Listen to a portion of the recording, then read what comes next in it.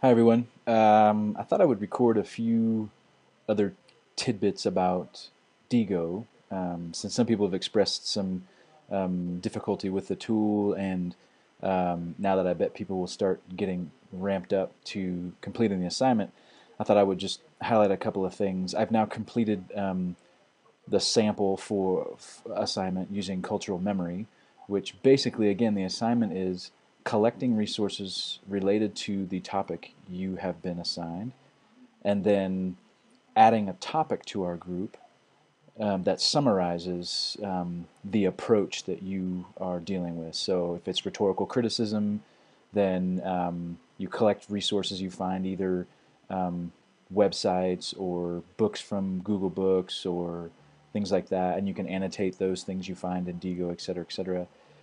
And then you add a topic in the group to create a summary of that idea or that approach, and then we can all comment on that summary.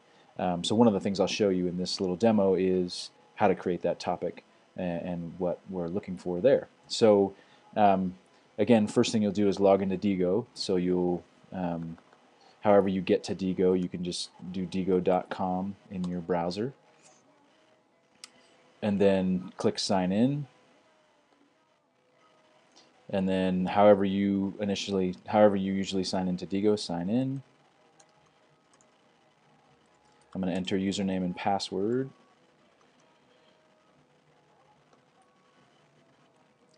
So now I've logged into Diigo, and then I need to click on the My Groups tab, and then go into our group, our course group. Okay, and when you get into the group again, you will see that it's just a big list of all kinds of items, and not in any order necessarily, other than which were added most recently or commented upon most recently. One tip I will suggest is you have two view options here you can see.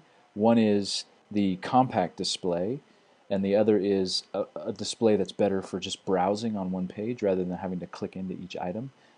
So if you click on Best for Browsing, you'll see that you get more information about each item. It's a little larger on the page and a little busier, but then you don't have to click into items if you don't want to.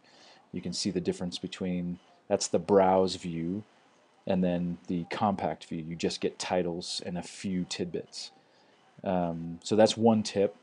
Another tip is in order what Diigo does to organize material is use tags. This is why I've suggested a tag for you for your topic. You don't have to use that suggested tag. I'm sure we'll find out what the tag is you begin to use.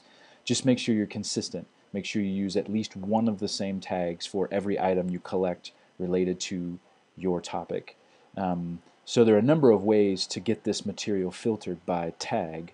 If you're scrolling through the list and you see a tag such as narrative under items, you can click on that tag and it will automatically filter based on that tag. So it will only show you items that have in our group that have that tag. So you get a much shorter list. And this is the way in the future that you'll be able to say, oh, you know what, I remember we did a project on narrative criticism. I kind of like to do some more looking into that. You come back to our group site and you can just do a filter by narrative, and then you'll find just the items related to that. And one of those items will then be the summary that whoever is responsible for narrative criticism will create for us.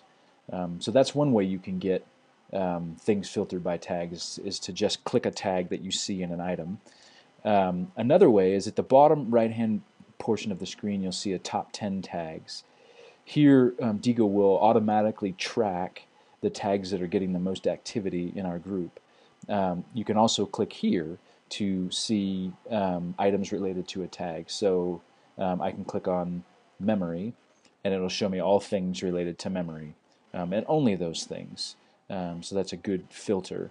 So that's another way you can filter results. And again, if you want to see more than just the top 10 tags, you can click on the View All button, and this will show you all the tags that are used alphabetically in our group. It's called the tag cloud, and you'll see the bigger ones are the ones that are used more. Um, so um, Right. So then you can just click on the tag in here. You can click on Bible for say, and then get a bunch, things like that.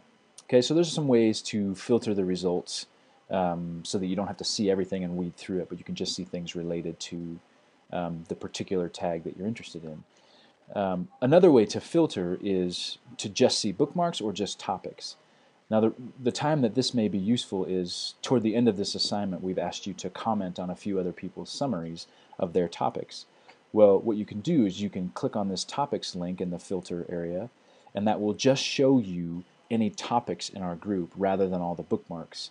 And those topics will mostly be people's summaries. There may be a few other topics here and there, but it'll give you another way to sort of browse through the material without having to go through everything.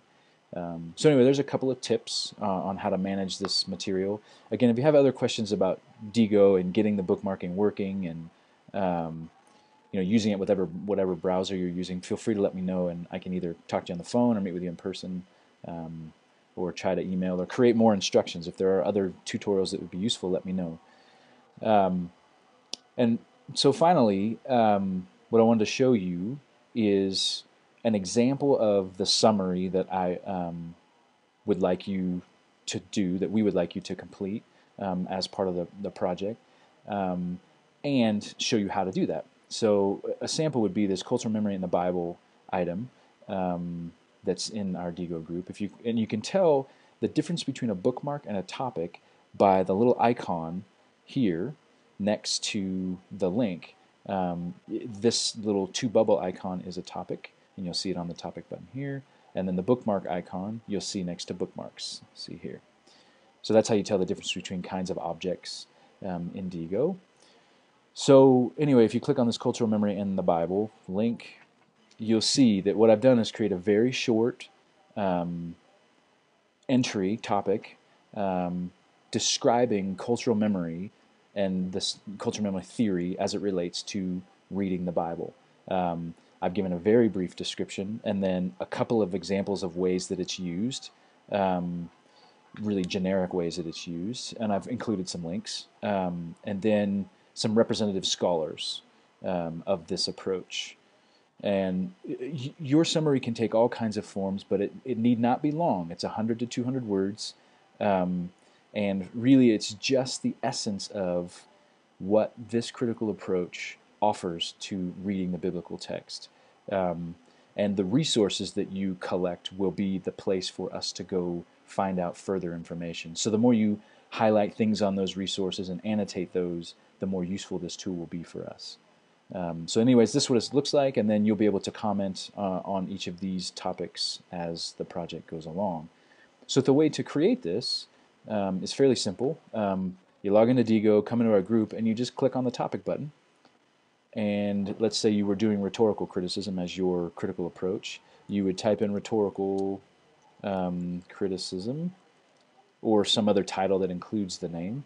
And then in the comment box, you would just enter your summary. You can compose your summary somewhere else and then paste it in here if you'd like, or you can just compose it in here. Just make sure you use the related tags that you've been using for all of your other resources so we can get those collected together. So I don't know if you'd use rhetorical for the rest, then you'd use rhetorical here. And then you just click post, and then that will post it. Actually, you have to put something in the comment box. Rhetorical criticism is great, etc., etc. And then you just click post, and it shows up. And then people can view it and comment on it, etc., etc. So that's it. That's how you create the topic. So just make sure you do that by Wednesday after typically it's better to do that after you've collected all your resources so that you can use those resources to help compose this summary.